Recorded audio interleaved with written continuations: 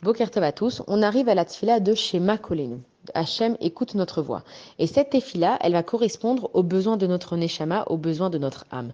Et en fait, comme notre âme, elle vient directement de chez Hachem, elle a besoin d'être constamment en connexion, comme un aimant. Et en fait, on obtient cette connexion avec Akadosh Baruch Hu à travers la tefila. Parce que la tefila, c'est le moment où nous, on va parler à Akadosh Baruch Hu. Ça veut dire que dans ma tefila, je vais demander des choses à Hachem. Et en fait, quand je demande quelque chose, je comprends que j'ai besoin de Akadosh Baruch Hu et que Hachem, il est là pour moi et que c'est à travers ça que je me connecte. Et pour comprendre, on va donner un exemple. C'est comme un ami, par exemple. C'est que plus je vais raconter ma vie à cet ami, plus je vais lui demander des choses et que cette amie, elle va être présente pour moi, alors plus je vais m'attacher à cette amie et je vais me sentir aussi redevable envers cette amie. Si à chaque fois que je vais chez ma copine et que je lui demande quelque chose et qu'elle me le fait mieux que ce que je veux et qu'elle me le fait de toute façon, alors là, je tends automatiquement une connexion avec cette personne. Et Hachem, en fait, il a différents et il a plusieurs moyens de me parler. Ça veut dire que Akadosh Baruch Hu, soit il vient parler par lui-même, soit il va envoyer des anges, soit il va envoyer différents événements, soit il va envoyer différentes personnes. Et que moi, la seule façon que j'ai de parler à Hachem, c'est avec ma prière où je peux m'exprimer et demander des choses à Akadosh Baruch Hu.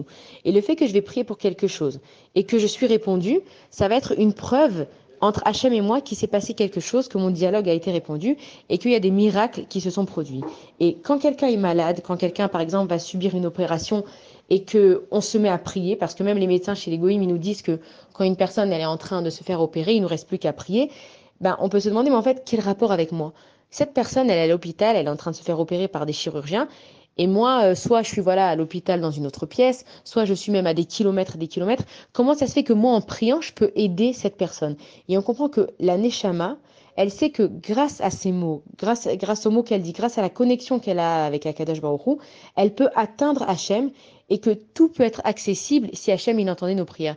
Et donc cette prière de Shema Kolenu, c'est qu'après toutes les demandes qu'on a fait maintenant, on est en train de dire à Akadosh Baruch Hu, Hachem, écoute-nous. C'est le seul moyen qu'on a pour être répondu, c'est que tu nous écoutes. Et que non seulement qu'Hachem il nous écoute, mais il faut d'abord être convaincu nous-mêmes que Akadosh Baruch Hu il nous écoute. C'est que si nous-mêmes on prie, mais qu'on n'a pas confiance en ce qu'on dit et on n'a pas confiance que notre tefila elle peut arriver jusqu'au Shamaïm, pourquoi elle va arriver jusqu'en haut? C'est que si nous, on donne la force à ces mots, nous, on donne la force, on a la émouna que ça va monter jusqu'en haut et que Hachem, il va nous entendre, alors à ce moment-là, notre tefila, elle va être exaucée. Et ce qu'il faut qu'on comprenne, c'est que toute la tefila, ça dépend de nos pensées. Si avec mes pensées, j'accompagne mes mots jusqu'en haut, je crois en ces mots-là. C'est pour ça qu'on dit que même chez les goïms, ils le savent aussi, c'est que la parole, elle est constructrice, autant que la parole, elle peut être malheureusement dévastatrice. Si je me lève et je dis non, je vais y arriver, eh ben je vais y arriver. Et si à chaque fois on est en train de se rabaisser, c'est pour ça qu'on dit que même avec les enfants, il faut éviter au maximum de leur dire des mots négatifs, parce qu'à la fin, quand on le répète,